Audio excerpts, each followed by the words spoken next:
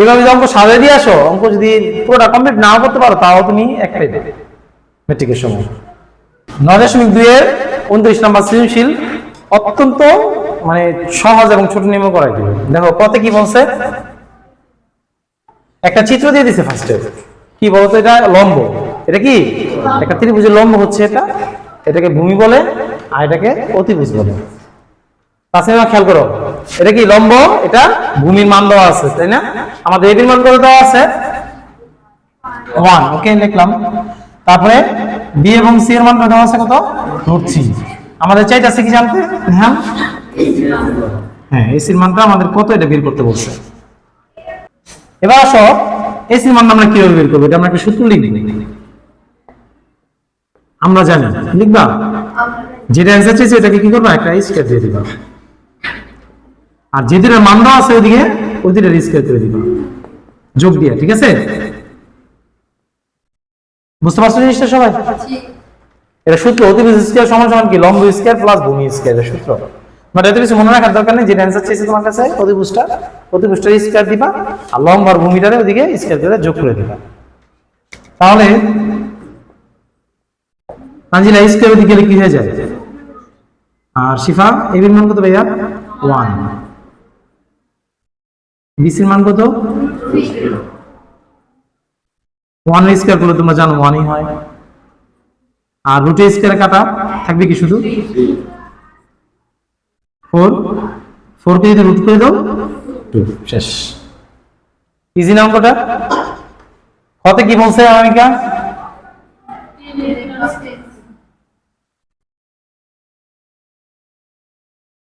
10a plus 10c, ঠিক আছে? আমরা এখানে কি করলাম, ফার্স্টে এর মান লিখলাম 1, বিসির মান লিখলাম √3। আমাদের যে জিনিসটা মান বের করতে বলছে শিফা, ওই জিনিসটা আমরা এখানে তুললাম।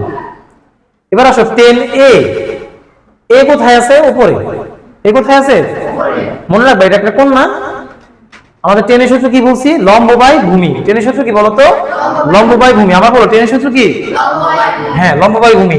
লম্ব যদিও তুমি চোখে দেখতেছো এটা আসলে কিন্তু লম্ব এটা না, এর লম্ব হইতাছে আর উল্টা দিকে যে থাকবে এটা বিসি। বিসির মানটা কত বলতো, আচ্ছা এবার আসো ভূমি। 10 এর সূত্র কি বললাম, লম্ব বাই ভূমি, লম্ব বাই ভূমি, এটা মুখস্থ করবা। 10 এর সূত্র কি, 10 লম্ব উপরে থাকবে, ভূমি নিচে থাকবে, এতটুকু মুখস্থ করলে এই অঙ্কটা একদম ইজি হয়ে যাবে।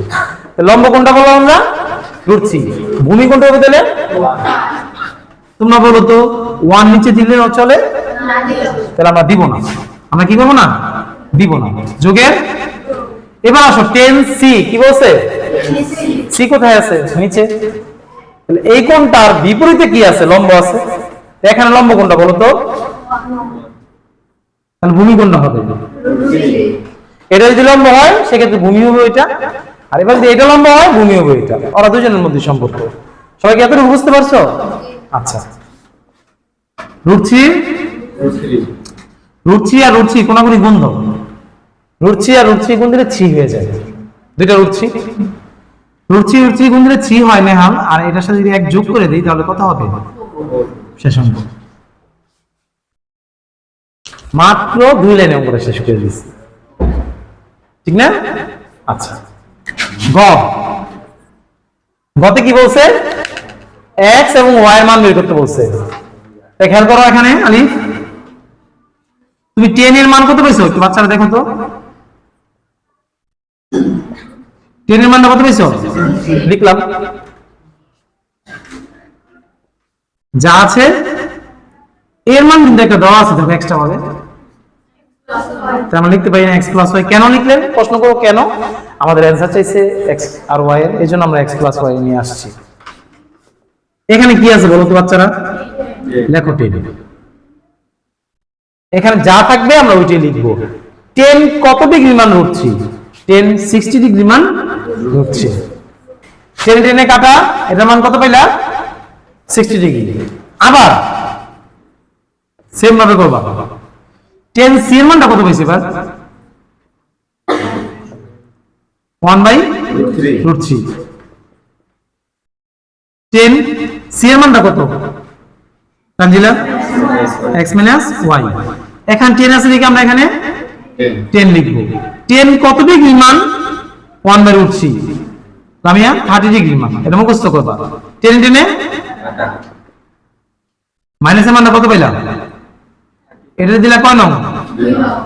এবারে দিতে করি, হ্যাঁ আমরা এবার 1 নং এবং 2 নংটা আগে যোগ করব। তো 1 নং কি আছে ভাইয়া? x + y = 60, x - y = 30। যোগ করো, যোগ করলে কি মাইনাস আর প্লাস y কাটা যায় না?